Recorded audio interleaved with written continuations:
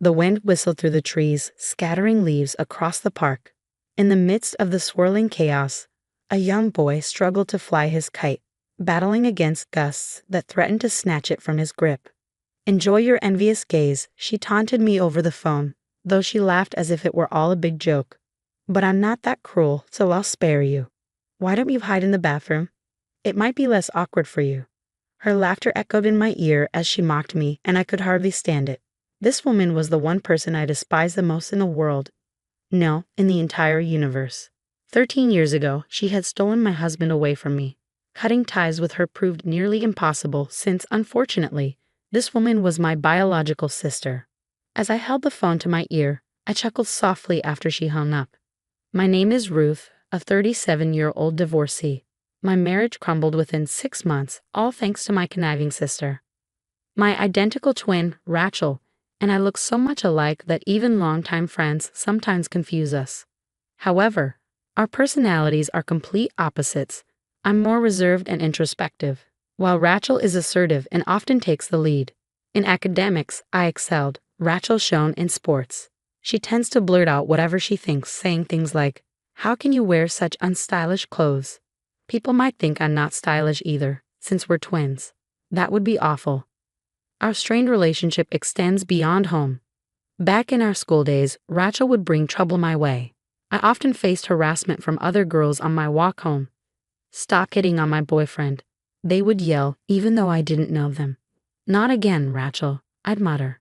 Whenever Rachel found someone she was interested in, she would steal him away, even if he already had a girlfriend. While the men were to blame too, Rachel's behavior was far worse. I, often mistaken for her, became an unwitting victim. Once Rachel got the guy, she'd lose interest, sometimes breaking up with him in a week. It was unreal. 'Rachel, you need to stop this nonsense. Have you ever thought about how the other girls feel? And how I'm suffering too?' I asked her once. Her response was dismissive. 'Jealous women are scary. Your boyfriend John is so dull. I doubt he'll cheat on you. Don't worry, he's not my type. He's not even attractive.' The man she spoke of was my despicable ex-husband, John, who had left me without a second thought 13 years ago. We had grown close attending the same tutoring center. He was quiet, putting me at ease. His mother was a renowned fortune teller who ran a well-known fortune-telling house. We graduated from the same university and married 2 years later.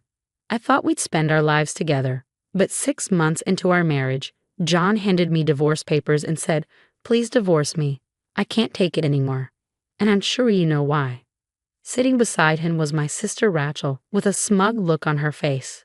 Stunned, I stammered, I'm sorry." "I don't understand," I said. "Did I do something wrong?" "I don't remember anything." John slammed his fist on the desk, making me jump. "Really?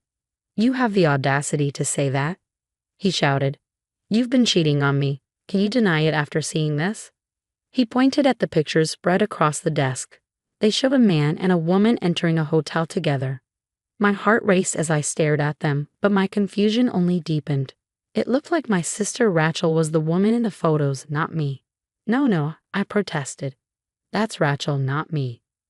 Just then, Rachel burst into tears, sobbing dramatically. "Stop this. I can't keep lying to John anymore." John turned to Rachel with a soft expression. "It's okay, Rachel. Thank you for telling me."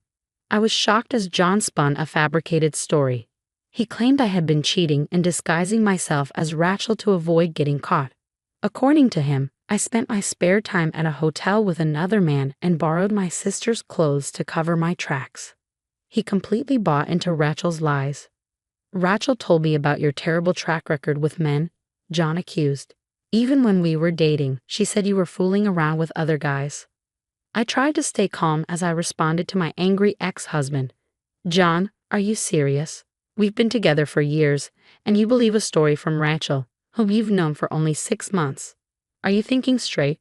John just glared at me in silence, seething with anger. To my dismay, Rachel took the opportunity to cozy up to John. "Despite your identical faces, your personalities couldn't be more different," John said. "Rachel always listens to my problems with patience and kindness. Maybe I married the wrong sister." Rachel's fake tears kept flowing, but I could see the sly grin on her face.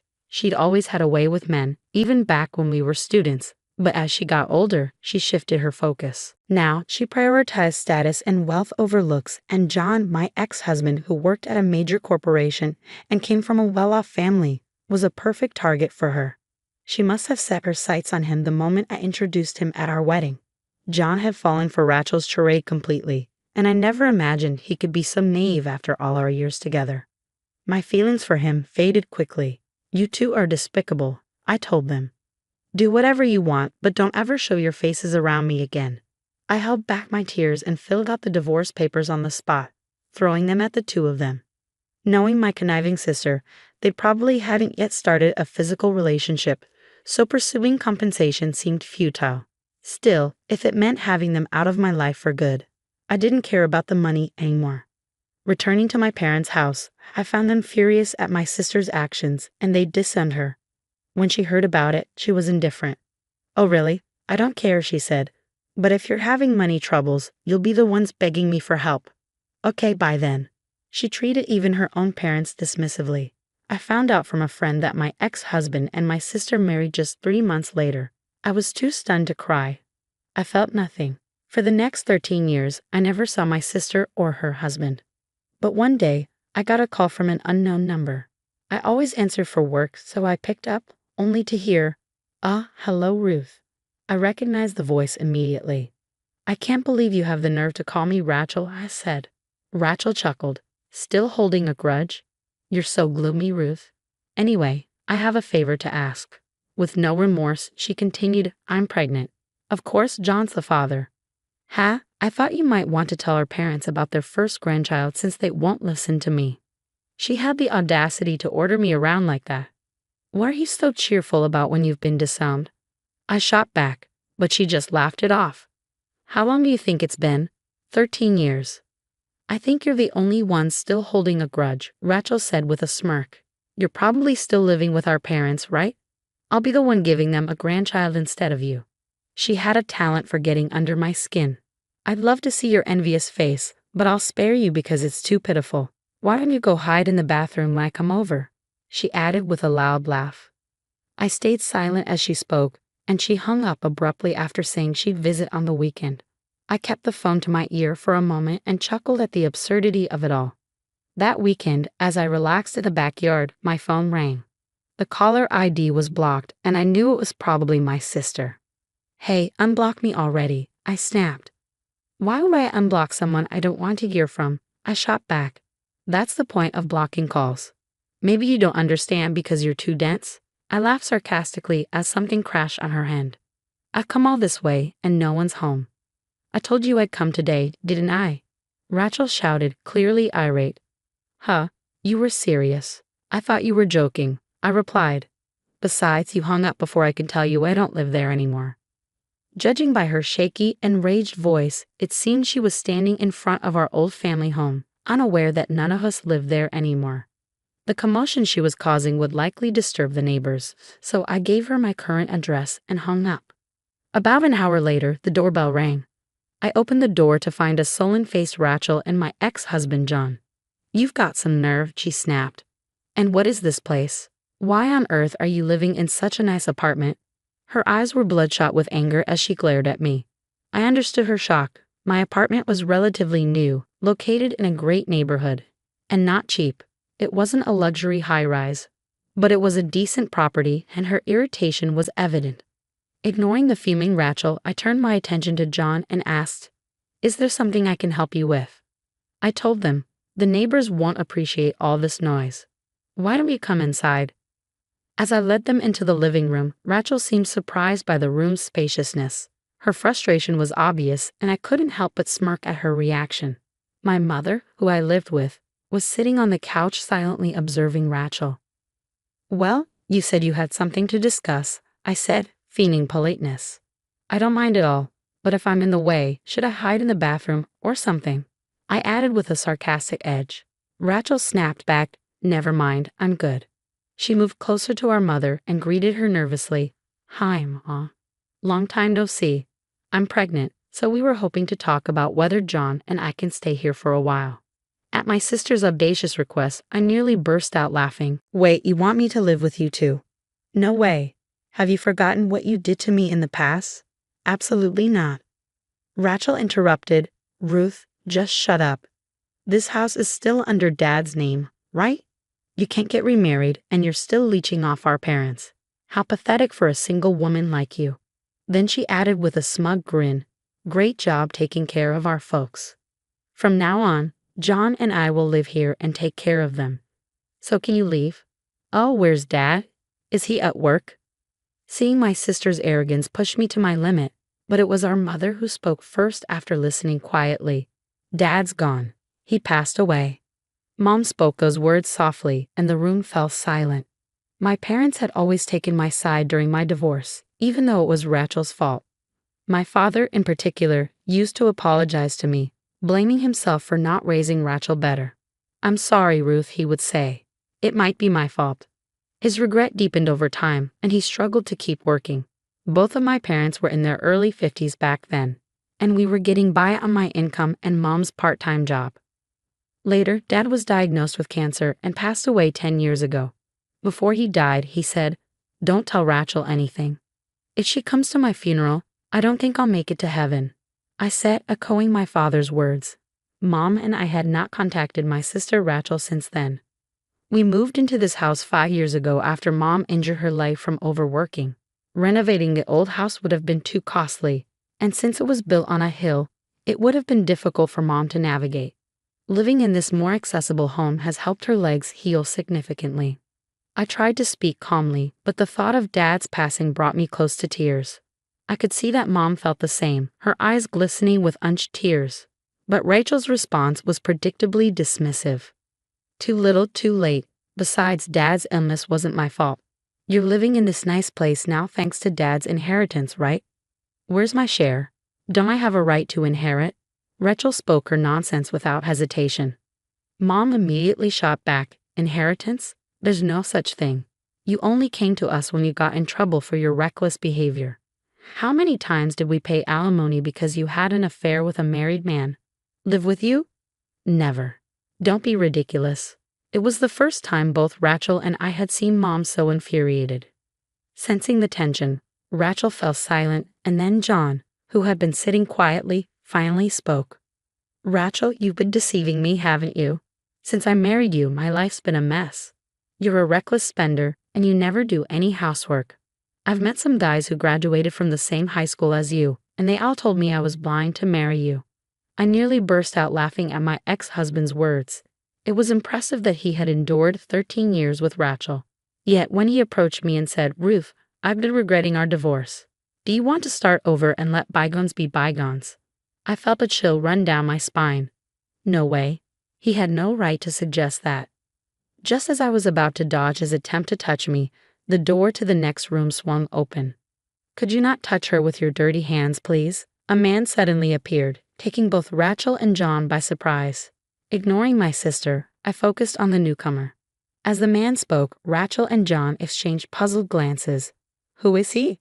they murmured. "I told you to stay out of this," I said to the man, trying to shield him from the conflict. "I couldn't stand by when he tried to touch you, Ruth," he said firmly. "Besides, having a third party might help the discussion. Don't you agree?" Fine, I relented. "This is my husband, Alex, and this is our son, Tommy." I called out to our 8-year-old son, Tommy, who had been peeking from behind the door. He must have overheard the commotion because he was glaring at Rachel and John. Rachel was stunned. "You're remarried?" she exclaimed, disbelief coloring her voice. John seemed just as shocked, his mouth hanging open. "Yes, I'm remarried," I said, a touch of sarcasm in my tone. "It's been 13 years, plenty of time for me to move on and build a new life. And yet, you two don't seem to have changed at all, except maybe looking older." Their faces turned bright red at my remarks. I met Alex shortly after my father passed away. We were colleagues, and one day he asked me out. When I declined, citing my divorce, he simply replied, "Does being divorced mean you can't remarry?" and asked me out again. We got married a year later, and Tommy was born the following year. Alex has always treated my mother with kindness, and he's supportive of us all living together. His own parents, who live with his brother and sister-in-law, have welcomed me into their family. It was Alex who suggested moving to our current home, knowing my mother's mobility was an issue at our previous house. His thoughtfulness has made our lives much easier. I turned to the two stunned individuals. My mother and I are living our lives here. Can you not disrupt our peace? And Rachel, you mentioned you were pregnant. How far along are you? Their flustered responses made me suspect Rachel was lying about her pregnancy. I remembered my brief 6-month marriage to John and how I never got pregnant, which was a source of irritation for my former mother-in-law. If Rachel wasn't actually pregnant, it would explain her connection with that ill-tempered woman. Unnerved by the harsh looks from my family, Rachel and John quickly left our house. Once they were gone, Alex shook his head. I mean, I've heard stories, but is she really your sister? She looks like you, but her character is completely different. Yes, she's my sister, I said with a bitter smile. But it seems things are settled for now. Later that evening, the doorbell rang incessantly. I looked at the monitor and sighed, knowing who it must be. When I opened the door, I found Rachel and John with pale faces on their knees. We need help. Can you lend us some money? They pleaded. Alex looked puzzled, but my mother and I shared a knowing glance. Earlier in the day, while waiting for a call from Rachel, Mom had received a call from a friend of my deceased father who currently rents our old home. The friend and his family live there now, and he told us how he returned home to find the garden's flower buds destroyed and the windows cracked. The security footage showed a man and a woman, with the woman stomping on the flower beds and throwing stones at the windows. My enraged sister, Rachel. When Mom gave Rachel's contact info to Dad's friend, he was furious to learn this was the daughter who had tormented our father for years. The damaged garden contained rare flowers that were difficult to grow, so they demanded compensation. Given their apparent financial struggles and housing difficulties, I expected them to show up again, but I was still surprised they turned up that very day. Their audacity was truly astounding. I'll give you some money, but on one condition, I said as I watched Rachel and John trudge away with slumped shoulders. Seeing them leave, I couldn't help but laugh and think, serves you right. In their hands was the written agreement I had them sign, promising they would never approach me again in exchange for my financial help. Despite the vow, Rachel is still my sister by blood, so it's hard to fully sever ties. I know there may come a time when she will try to use legal means to approach me again. When that happens, I'm ready to fight back using the audio recordings I secretly made 13 years ago, which I now have as evidence. I have no intention of forgiving my sister and her husband anytime soon. A friend later told me that my ex-husband John had resigned from the large corporation shortly after our divorce and began working at my former mother-in-law's fortune-telling establishment. Given their family connection, he was paid a high salary, allowing him and Rachel to live in luxury. However, a few months ago, my former mother-in-law passed away unexpectedly, leaving John without his mentor. With no talent for fortune-telling, he tried to take over her business, but the establishment quickly failed. In their desperation, the couple claimed that a bracelet was a cherished creation of the late mother-in-law and targeted her loyal customers. A whistleblower exposed their deception, and the victims banded together. The couple found themselves overwhelmed by the backlash, and with no place to live or work, they came to me for help. Their audacity was beyond irritating. Given that the police are now investigating them, it's only a matter of time before they face the consequences of their actions. Meanwhile, we moved to a new home due to my husband Alex's job transfer. Can I really come with you? Mom asked hesitantly. Alex chuckled. Of course you can. You're an important part of our family, Mother. Even if you resist, I'll carry you over my shoulder and take you with us. Mom, hearing Alex's light-hearted joke, wiped away tears of gratitude. Grandma, you're crying again. Here, have a tissue, Tommy said, offering her a tissue. As I watched my family together, I was filled with gratitude for the happiness I had found.